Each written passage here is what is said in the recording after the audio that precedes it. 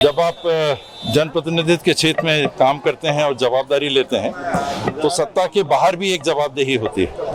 लोगों के साथ अगर अन्याय हो रहा है और सरकार अच्छे से नहीं चल रही है तो हमारी संवैधानिक व्यवस्था में 5 साल के पहले वो हटाई नहीं जा सकती। तो उसमें व्यवस्था क्या बन सकती है कि आप विपक्ष में अगर हैं तो लोगों की बात को आप उठाइए। कांग्रेस अपनी बात नहीं कह रही, कांग्रेस लोगों की बात कह रही है।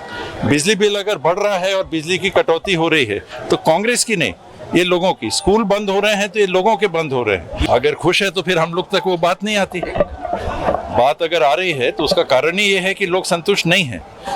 मैंने आपको कई चीज़ गिनाई, बीच बीच में और भी बात आई, उनको आप तस्दीक कर लीजिए। यहाँ रायपुर प्रदेश की राजधानी है, अंबिकापुर से एक ड्राइवर आते हैं, वो ट्राइबल विभाग में पिछले 2.5 साल से काम कर रहे हैं, डेली वेजेस से उनको वेतन मिल रहा है। उनकी चाकू मार के हत्या कर दी जाती है। उनके साथ के लोग, पुलिस वैन जाता रहता है, गश्त वाला हाथ देते हैं, नहीं रुकता है। ये व्यवस्था उचित है क्या? मैंने एक बताया, ऐसे 50 घटनाएं। जिस व्यक्ति की फांसी लगने की बात करके मृत्यु की बात लोहारीडी में आ रही है, कवर्धा जिले में आ रही है। मैं जेल गया, वहाँ पर 7 लोगों से मैंने मुलाकात की। 5 उनमें से वो लोग थे कि जो व्यक्ति फांसी पे लटके हुए थे, पुलिस ने या अन्य लोगों ने उनको मध्य प्रदेश में बुलाया था। वे वहाँ पर गए थे, लोगों को जेल में बंद किया आगजनी के मामले में।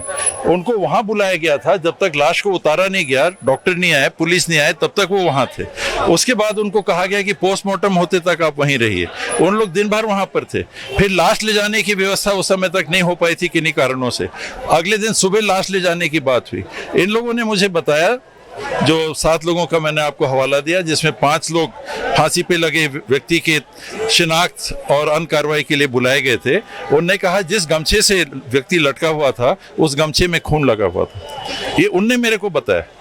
उनने कहा कि उनके हाथ से खून निकल रहा था। उनने कहा कि मोटरसाइकिल 100 गज दूर थी, चप्पल भी वहीं पर पड़े हुए थे। ये किस प्रकार की आत्महत्या थी? वो कह रहे हैं कि हम आत्महत्या की घटना से संतुष्ट नहीं हैं। राहुल गांधी के खिलाफ भारतीय जनता पार्टी के लोग तनाव बयान दे रहे हैं।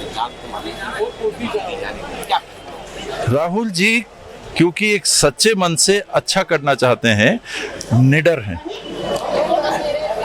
वो सत्ता के लिए नहीं लड़ रहे, वो देश और समाज और पार्टी के अंदर बेहतर व्यवस्था लगाने के लिए लागू करने के लिए लड़ रहे हैं।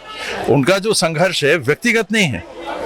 पार्टी के अंदर की जब वो बात देखते हैं तो पार्टी में सुधार की बात करते हैं। देश के अंदर जब बात देखते हैं तो देश की सुधार की बात करते हैं। ये सारी जो बातें हैं, संविधान ही ना, उसकी जो प्रावधान है वही तो नष्ट हो रहे हैं। अगर किसी को न्याय नहीं मिल रहा है तो संविधान ही कहता है कि न्याय करिए। आज अगर छत्तीसगढ़ में एक चर्चा चली थी कि टीएस बाबा को अध्यक्ष बनाया जा रहा है, ये बातें समय समय पे आती रहती हैं, जाती रहेंगी। मैं मुख्यमंत्री के रूप में भी मेरा नाम काफी विचार चर्चा में चला। 2.5 साल हो गए, 2.5 साल बाद मुख्यमंत्री बनने वाले हैं टीएस बाबा। तो ये चर्चाएं होती रहती है, राजनीति है, कई प्रकार की अटकलें लगती हैं। उड़ीसा में पूरे कांग्रेस के संगठन को भंग कर दिया गया था। उसके बाद ये बात उठी थी कि यहाँ भी कुछ होगा क्या। यहाँ मेरी जानकारी में ऐसी कोई परिवर्तन की नहीं। जनता की मुलाकात के बाद न्याय यात्रा निकली। न्याय यात्रा के दरमियान जो लोगों से बात होना था वो सीमित था। हम लोग क्षेत्रों से आ रहे हैं, लोगों से बात करके। वहाँ लोगों ने जिन बातों को रखा वो न्याय यात्रा के इश्यूज हैं और उनको न्याय यात्रा के माध्यम से उठाया गया है। आज अगर सरकार के मंत्री कह रहे हैं कि हमारे पास पैसा नहीं है काम करने के लिए, तो ये बात लोगों से आ रही है। उसका हम न्याय यात्रा के माध्यम से छत्तीसगढ़ में खुशहाली या विकास कैसे आएगा? अगर मंत्री कह रहे हैं कि हमारे पास विभाग चलाने के लिए पैसे नहीं हैं, अगर हम फील्ड में देख रहे हैं कि जितने काम पहले सैंक्शन हुए थे सबका पैसा वापस ले लिया गया है और पैसा स्वीकृत कार्यों का वापस लेने के बाद कोई नए काम स्वीकृत नहीं हो रहे हैं, तो ये सरकार चल कैसे रही? छत्तीसगढ़ के हित में नहीं चल रही है। वो न्याय यात्रा के मुद्दे हैं। स्कूल बंद हो रहे हैं। कांग्रेस की सरकार ने क्या किया था? स्वामी आत्मानंद स्कूल खोले थे।